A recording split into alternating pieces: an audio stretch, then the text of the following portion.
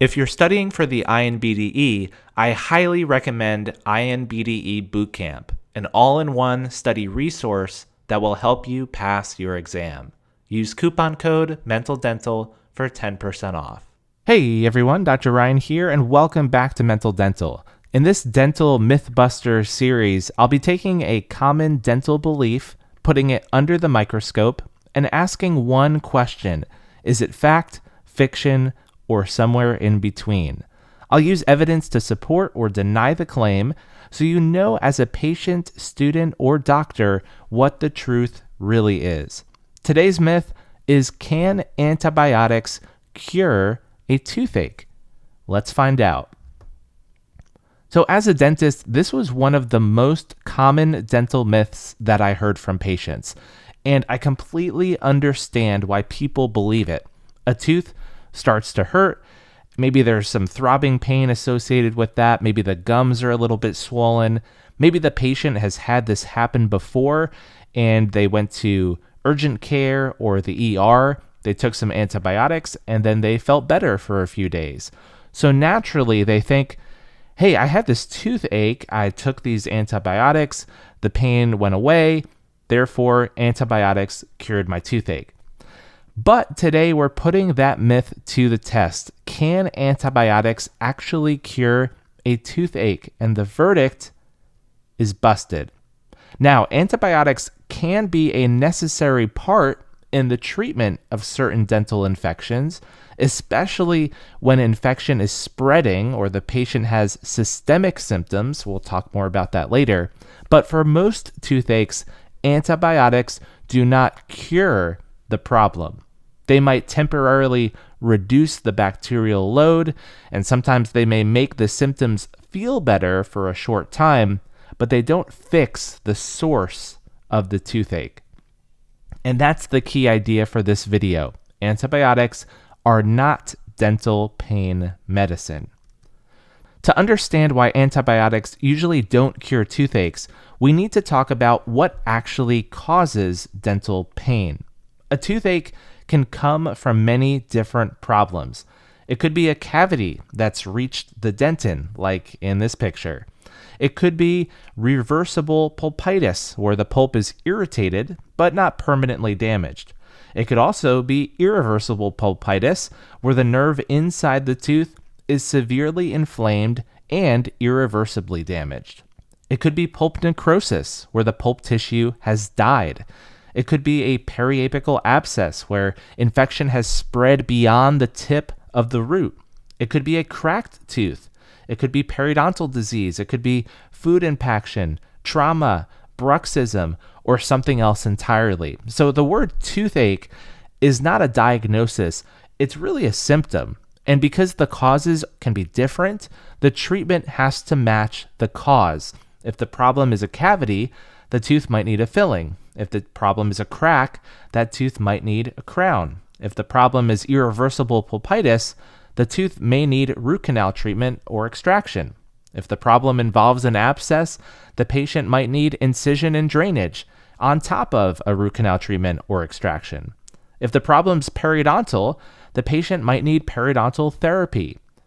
Antibiotics don't do any of those things. They don't remove decay. They don't restore lost tooth structure. They don't clean and shape a root canal. They don't remove a crack. They don't eliminate the source of the problem. It's like seeing water that's dripping from your ceiling. You put a bucket under it and you say, okay, problem solved. The bucket might help with the mess, but the pipe is still leaking, and that's the problem. Here's one of the easiest ways to understand it. Imagine the nerves and the blood supply inside a tooth. When the pulp is healthy and vital, it has a blood supply. But when the pulp becomes necrotic, that tissue is now dead. There might be bacteria inside the canal system, but there's no normal blood flow inside that dead pulp tissue. And how do antibiotics travel through the body? They travel through the bloodstream. So, if the infection is inside a necrotic root canal system with little to no blood supply, antibiotics have a major limitation, right? They can reach the tissues around the tooth, maybe. They can help reduce spreading infection, but they can't go inside the dead canal space and clean out the bacteria. That's what root canal therapy is for, or what an extraction is for. The antibiotic can sometimes help control the surrounding infection, but it can't remove the source inside the tooth. In medicine and also in dentistry, there's an important idea called source control, which means you have to treat the source of an infection, not just the symptoms around it. So next, let's talk about the pros and cons of antibiotics in dentistry. We'll start with when antibiotics usually are not needed. So in many cases of dental pain, especially when the infection is localized and definitive dental treatment is available, antibiotics are not routinely recommended. For example, a patient with irreversible pulpitis might have severe tooth pain, especially lingering pain to cold, and that pain can be intense. But if there's no swelling, no fever, no malaise, and no spreading infection, antibiotics won't solve the problem. Now, I want to be really clear. I'm not saying antibiotics are never needed in dentistry. They absolutely can be needed and can help. So antibiotics may be appropriate when there are signs that the infection is spreading or the body is systematically involved. Examples of this include fever, malaise, diffuse swelling, cellulitis, swollen lymph nodes, or difficulty opening the mouth.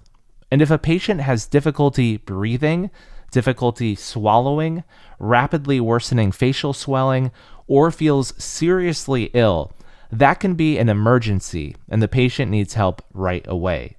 There's also times when you can't get the patient numb because of the extent of the infection. In that case, if you're trying to treat this patient definitively with a filling, root canal, or extraction, and you just can't get them numb because of the infection, it's absolutely reasonable to prescribe a short course of antibiotics to first help reduce their inflammation and bacterial load, and then have them return promptly within a few days for that definitive dental treatment under better circumstances.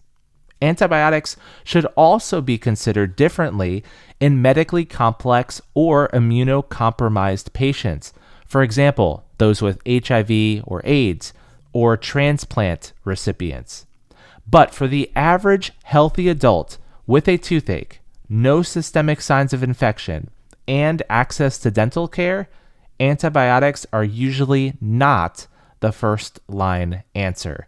Dental treatment is. There's also another important reason why this matters. Antibiotics are powerful, and they're not harmless. They can cause side effects. They can trigger allergic reactions. They can interact with other medications that the patient is taking. They can disrupt normal, healthy bacteria in their body. And overusing antibiotics can contribute to antibiotic resistance. That means bacteria can become harder to kill over time, making future infections more difficult to treat as those bacteria build up their own defenses against our medications. So when dentists avoid unnecessary antibiotics, it's not because we're ignoring the patient's pain, it's because we're trying to help treat the real problem while also mitigating and protecting the patient from unnecessary risks. So, what should you do if you have a toothache? Well, first, don't assume you just need antibiotics and everything will be better. You need a dental diagnosis. Like a car with a check engine light on, you need to get the problem diagnosed. A dentist could test the tooth, take an x-ray, check for cavities, check the gums, evaluate the bite, look for swelling, and determine whether the pulp is healthy, inflamed, or necrotic. Second, manage your pain safely while you're waiting for care. For many dental conditions, over-the-counter pain relievers can provide some temporary relief. Third, get that definitive dental treatment. That could be a filling, crown, root canal treatment, extraction, drainage, or periodontal treatment. And if symptoms are spreading or systemic, get urgent help. Don't put off a toothache. For my dental students watching, the high-yield takeaway here is that antibiotics are not a substitute for definitive dental treatment. For the board exam, if a patient has irreversible pulpitis without systemic involvement, think dental treatment and pain control, not antibiotics. If a patient has a localized acute abscess, the priority is drainage and definitive treatment. And if the patient has systemic involvement or spreading infection, that is when antibiotics become much more appropriate. So the final verdict for can antibiotics cure a toothache is a resounding no. They can be helpful and sometimes necessary in dentistry, as we talked about, but for most toothaches, antibiotics don't cure the source of the problem. If you enjoyed this video of Dental Mythbusters, don't forget to like this video, subscribe to this channel, and let me know in the comments what myth you want me to cover next. Thanks again for watching, take care, God bless, and I'll see you in the next video.